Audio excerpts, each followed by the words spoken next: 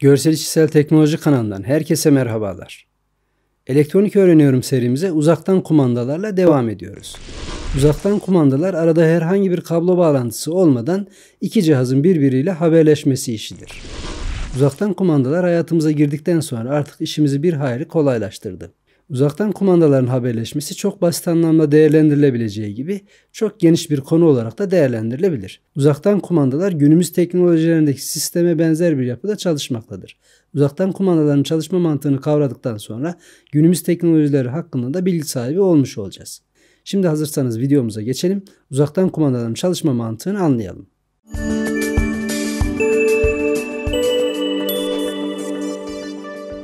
Uzaktan kumandalar gözle görülemeyen sinyaller ve ışıklar kullanarak bir takım elektronik cihazların iş ve işlemler yaptırılması işidir. Yaygın olarak uzaktan kumandalar ilk başta da aklınıza geleceği üzere televizyonlarımızda kullanılmaktadır. Müzik setlerinde, çocuklarımızın oyuncaklarında, garajlarımızın kapısında, basit ev otomasyonu sistemlerinde de artık sıklıkla tercih edilmektedir. Uzaktan kumandaların çalışma mantığı bir verici ve bir alıcı sistemin olmasıdır. Bu verici ve alıcı arasında herhangi bir kablo bağlantısı olmadan havadan birbirleriyle haberleşirler. Uzaktan kumanda dediğimiz zaman aklımıza iki tip haberleşme sistemi gelir. Birincisi IR dediğimiz infrared sistem, ikincisi de RF dediğimiz radyo frekansıyla çalışan sistemler. Bugünkü videomuzda bu iki tip haberleşme sisteminin çalışma mantığını öğrenmiş olacağız. İnfrared ve RF sistemleri anlatmadan önce bu sistemler kendi arasında nasıl haberleşebiliyor, bunun mantığını kavrayabileceğimiz somut bir örnek vermek istiyorum. Uzaktan kumandaların çalışabilmesi için bir verici ve bir alıcının olması gerektiğini söyledim. Şimdi bir telgraf sistemini ele alalım. Telgraf sisteminde aynı kabloyla bir hatta bulunan iki kişi birbirine sinyaller göndererek mesajlaşırlar. Telgraf sistemindeki mesajı gönderen kişiyi verici, karşı taraftaki kişiyi de alıcı olarak düşünebiliriz. Şimdi bu iki kişi haberleşebilmeleri için aynı hatta bulunmaları gerekiyor. Telgraf sistemi görsel ya da ışıklı olabilir. Bu haberleşmeyi görsel ya da ışıkla sağlıyor olabilirler. Biz şimdilik ışıkla sağladıklarını varsayalım. Aynı hatta bağlı bu iki kişinin verici taraftaki kişi butona bastığı zaman karşı taraftaki kişinin ışığı yanacak ve göndermiş olduğu mesajı algılayacaktır. Lakin burada şöyle bir durum var. Telgraf sisteminde aynı hatta bağlı bu iki kişinin haberleşebilmesi için aynı dili konuşmaları gerekiyor. Bunun için Morse alfabesini kullanıyorlar. Morse alfabesinde A harfine karşılık gelen sinyal bir kısa ve bir uzundan oluşmakta. Verici taraftaki kişi butona bir kısa ve bir uzun bastığı zaman karşı taraftaki kişi lambasının bir kısa ve bir uzun yandığını görecektir. Dolayısıyla bunun A harfine karşılık geldiğini görecektir. Bu şekilde birbirleriyle haberleşirler. Verici taraftaki kişi karşı tarafa bu sinyalleri göndererek iletmek istediği mesajı bu şekilde iletebilir. Örneğin alıcı taraftaki kişi Morse alfabesinde X harfinin hangi sinyale denk geldiğini bilmediğini varsayalım. Morse alfabesinde X harfi bir uzun, iki kısa ve bir uzuna denk gelmekte. Bunu verici taraftaki kişi biliyor. Lakin alıcı taraftaki kişi bilmiyor. Verici taraftaki kişi butona bir uzun, iki kısa, bir uzun bastığı zaman alıcı taraftaki kişi bunu görecektir. Lakin Morse alfabesindeki karşılığının ne olduğunu bilmediği için herhangi bir işlem yapmayacaktır. Yani X harfini yazmayacaktır. X harfiyle ilgili herhangi bir işlem yapmayacaktır. Kumandalar da aşağı yukarı bu mantıkla çalışmakta. Şimdi telgraf hattının içerisinde başka hatların da olduğunu varsayalım. Eğer ki bu telgraf hattının içerisinde dışarıdan bağlanan başkaları da olacak olursa bu sefer yine haberleşme sekteye uğrayacaktır. Alıcı ve verici arasında bir takım kirli sinyaller oluşacaktır. Uzaktan kumandalarda alıcı ve vericiler aşağı yukarı bu telgraf örneğindeki mantığa göre çalışırlar. Belli bir hatta belli bir frekansta belli bir dille birbirleriyle haberleşirler. Biraz sonra alıcı bir devrenin teknik yapısına bakarken bunlardan detaylıca bahsetmiş olacağım. Bu haberleşmeyi iki farklı teknoloji kullanarak yapmaktadırlar. Birincisi infrared diye geçen insan gözü tarafından algılanmayan kızılötesi ışıkları kullanarak yaparlar. İnfrared kelime anlamı olarak da zaten kırmızı ötesi demektir. İnfrared sistemlerde insan gözünün göremeyeceği dalga boyunda kırmızı ışık demetleri alıcıya gönderilir. Uzaktan kumandaların önünde bulunan bir çeşit led olan IR vericiler bulunmaktadır. Biz bunları çıplak gözle göremeyiz. İnsan gözünün göremeyeceği kırmızı ışık dalga boylarındadır. İnsan gözünün göremeyeceği şekillerde de mor ötesi ve kırmızı ötesi ışık dalgaları bulunmaktadır. İşte uzaktan kumandaları infrared, kızılötesi ışıkları kullanarak haberleşirler. Uzaktan kumandaları kameramıza tuttuğumuz zaman bu ışıkları görebiliriz. Çünkü insan gözünün göremediği dalga boyutundaki ışıkları kameralarımız algılayabilmektedir. Şimdi bir uzaktan kumanda algılayıcısına birazcık daha yakından bakalım ve çalışma mantığını birazcık daha kavramaya çalışalım. Uzaktan kumanda alıcıları genellikle 3 bacaklı üretilirler. Aslında bu bir nevi komplike bir entegredir. Yani içerisinde bir takım devreler barındırır. Şimdi sizlerle örneğimizde de kullanacağımız alıcı bir IR gözün teknik özelliklerine hep birlikte bakalım. Örneğimizde kullanacağımız TSOP 38238 numaralı devre elemanın datasheetinden özelliklerine bakabiliyoruz. Besleme geriliminin 2,5 volt ile 5,5 volt arasında olabileceğini söylüyor. Ortam ışığına karşı geliştirilmiş bağışıklık olduğunu da söylüyor. Alıcı devrelerinin aslında sadece bir diyottan oluşmadığını söyleyebiliriz. İçerisinde bir takım elektronik sistemler barındırır. Datasheetinden kılıf tipine baktığımız zaman 1 numaralı ucunun çıkış ucu olduğunu, 2 numaralı ucunun GN'de yani eksi hatta bağlandığını, 3 numaralı ucunun da artı hatta bağlandığını görebiliyoruz. Bağlantımızı bu şekle göre yapmamız gerekiyor. Parça tablosundan baktığımız zaman bu alıcıların bir frekans barındırdığını görüyoruz. Bu frekans aralığının 30 ila 56 kHz arasında değiştiğini görüyoruz. Bizim seçmiş olduğumuz kılıf tipinin 38 kHz'lik bir frekans kullandığını görüyoruz. Bu aynı zamanda da vericinin 38 kHz olması gerektiğini söylüyor. Diğer frekanslarda haberleşme sağlamıyor. Telgraf örneğinde hatırlarsanız haberleşmenin sağlanabilmesi için verici ve alıcının aynı hatta olması gerektiğini söylemiştik. İşte buradaki alıcının 38 kHz'lik değeri vericinin de 38 kHz'lik hatta olmasını söylüyor. Yani aynı frekansta olmasını söylüyor. Diğer frekanslardan gelen kızılötesi ışıkları algılamayacağını söylüyor. Haberleşmenin sağlanabilmesi için öncelikle 38 kHz'lik aynı hatta aynı frekansta olması gerektiğini artık biliyoruz. Farklı frekanslarda olduğu zaman haberleşmenin sağlıklı olmayacağını az çok kestirebiliyoruz. Çünkü bunlar kirli sinyal olarak algılanacak. Bizim algılayıcımız kendisine gönderilen kızılötesi ışıkları 38 kHz'lik dalga boyunda olanlarını algılayacak sadece. Artık alıcı ve vericilerin birbirleriyle haberleşirken frekansı kullandığını öğrendik ve haberleşmeleri için aynı frekansta olmaları gerektiğini kavramış olduk. Bizim alıcı devremizin blok şemasına baktığımız zaman aslında içerisinde bir takım sistemlerin olduğunu görebiliyoruz. Öncelikle IR sinyalleri algılayabilen bir tane optik algılayıcı var. Bu frekansı ne olursa olsun havadan gelen bütün IR sinyalleri algılayabileceğini gösteriyor. Lakin içerisindeki sistemler 38 kHz'lik sinyallere sadece tepki vermesi için yeniden dizayn edilmiş durumda. Çıkışında ise bir tane transistör olduğunu görüyoruz. Sinyal algıladığı zaman 1 numaralı uçtan dışarıya çıkış veriyor. Herhangi bir sinyal algılamadığı zaman ise 3 numaralı ucun doğrudan artıya bağlanmış olduğunu görüyoruz. Blok şemaya baktığımız zaman bizim IR algılayıcımız kendi frekansında herhangi bir sinyal geldiği zaman çıkışından voltaj düşürümü yapıyor. Üzerine kendi frekansında herhangi bir sinyal gelmediği zaman 3 numaralı ucun doğrudan artıya bağlı olduğunu görüyoruz. Dolayısıyla çıkışında sürekli bir voltaj barındırıyor. IR algılayıcımız üzerine kendi frekansında sinyal geldiği zaman 1 numaralı bacağından dışarıya çıkış veriyor. Elektronik bildiğiniz gibi 1 ve 0'lardan oluşur. İşte IR algılayıcının üzerine gelen sinyallere göre çıkışında 1 ve 0'lardan oluşan kare dalgalar oluşturulmakta. Bu kare dalgalar belli bir frekansta ve belli bir aralıkta. Grafikte gördüğünüz gibi gelen sinyale göre bir takım kodlar üretilmiş. Bunlar bir dizi 1 ve 0'ın yan yana gelerek sinyal olarak algılanmasını sağlıyor. Üzerine sinyal gelmediği zaman sürekli voltaj vermekte. Ama herhangi bir sinyal geldiği zaman belli aralıklarla bunu aşağıya doğru çektiğini görüyoruz. Ve bunun kare dalga şeklinde olduğunu görüyoruz. Yani 1 ve 0'lardan oluştuğunu görebiliyoruz. İşte bu 1 ve 0'ların yan yana dizilimiyle çıkışta bir takım işlemler yapılabilmekte. Şimdi bu örneği somutlaştırırken kullandığımız telgraf örneğine geri dönebiliriz. Telgraf örneğinde verici tarafından gönderilen sinyalleri alıcı tarafındaki kişi alfabeye döküyordu. Morse alfabesinde A harfinin bir kısa bir uzuna denk geldiğini söylemiştik.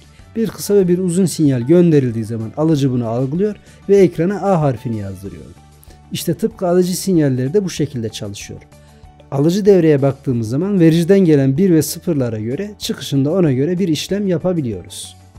Görmüş olduğumuz optik test sinyalindeki dalgaların sıklığı ve genişliği çıkışta bir dile dönüştürülerek işlemler yapılıyor. Bu dalgaların ne sıklıkla ve kaç tane olacağını yine vericiden gelen sinyale göre belirleniyor. Vericinin üzerinden gelen ışığın yanma şekli alıcı tarafından algılanarak çıkışta da aynısının yapılması sağlanıyor.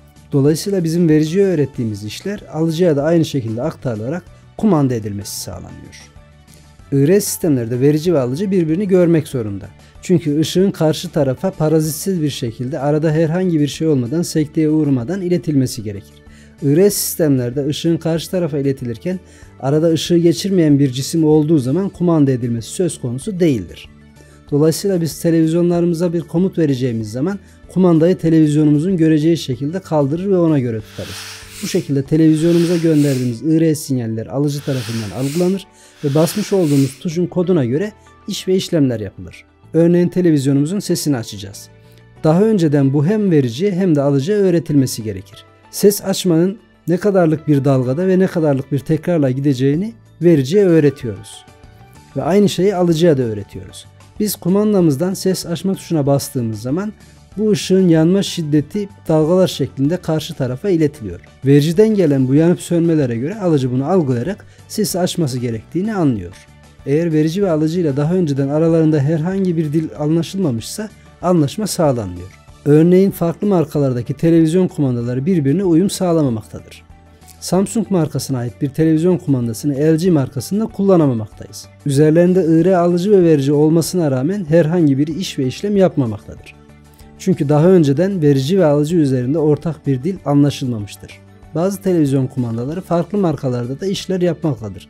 Yalnız doğru işleri yapmamaktadır. Örneğin Beko markası için ses açma tuşu Arçelik markası için ses kısmaya denk gelebilir ya da kanal değiştirmeye denk gelebilir. İşte kodlama yaparken bu ledlerin ne kadar yanacağı, ne sıklıkta yanacağı, karşı tarafa 1 ve 0'ları gönderirken nasıl yapacağını karşı tarafında bilmesi gerekir. Bu dil ortak bir dil olması gerekir.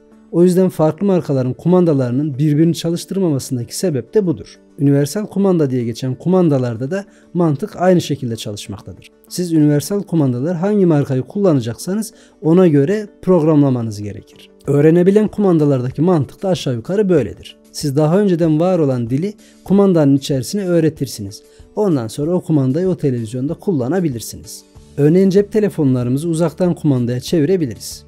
Cep telefonlarımızın kulaklık girişine 3,5 mm'lik jaka bir tane IR led taktığımız zaman bazı elektronik cihazları kontrol edebiliriz.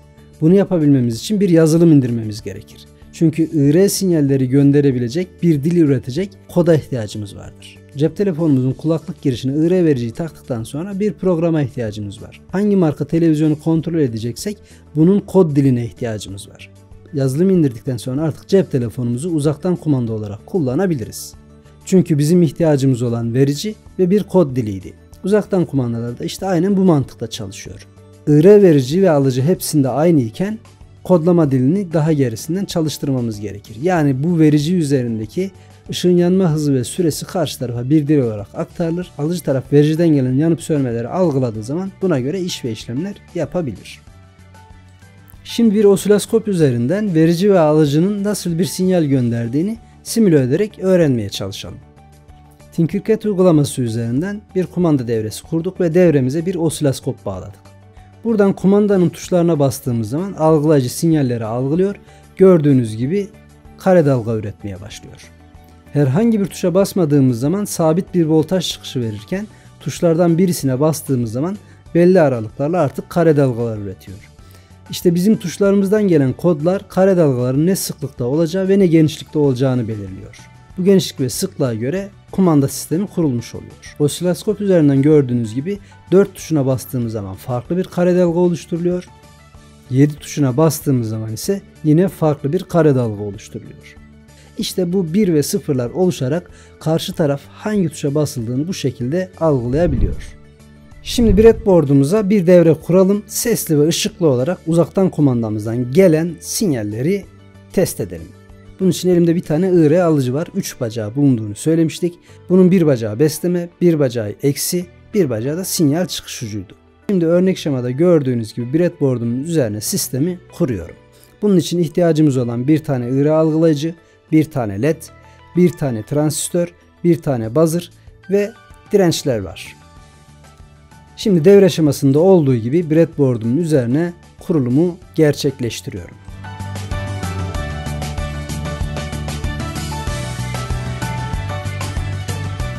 Devre aşamasında olduğu gibi devremi kurdum ve kumandaya bastığım zaman kameranın ekranında da vericinin ışığını görebiliyoruz. İnsan gözü tarafından görülmese de kamerada göründüğünü söylemiştim. Gördüğünüz gibi ben kumandaya bastıkça alıcı devre bu sinyalleri algılıyor ve çıkışta sesli ve görsel olarak bu sinyalleri takip edebiliyoruz. Bu IR verici bir kumandanın iç yapısı. Baktığımız zaman üzerinde bir tane entegre görüyoruz.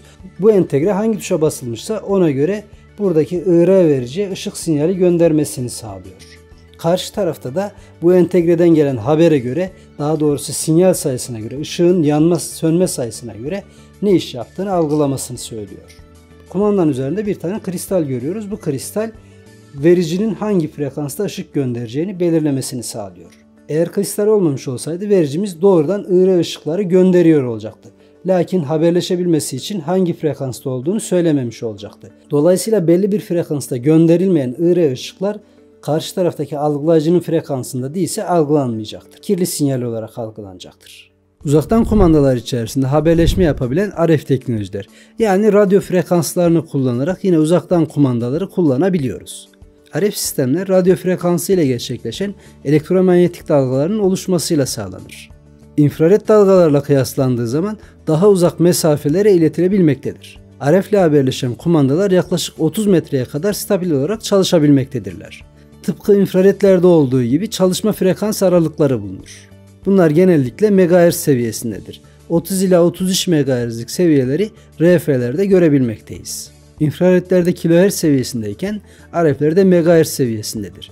Dolayısıyla mesafeleri daha uzağa götürebilmekteyiz. İnfraredlerde 10 metrelik bir mesafeden haberleşme sağlanırken RF'lerde 30 metreye kadar haberleşme sağlanabilmektedir. İnfraredlerde iki sinyal birbirini görmesi gerekir. Alıcı ve verici arasında herhangi bir cisim olmaması gerekir ya da herhangi bir duvar olmaması gerekir.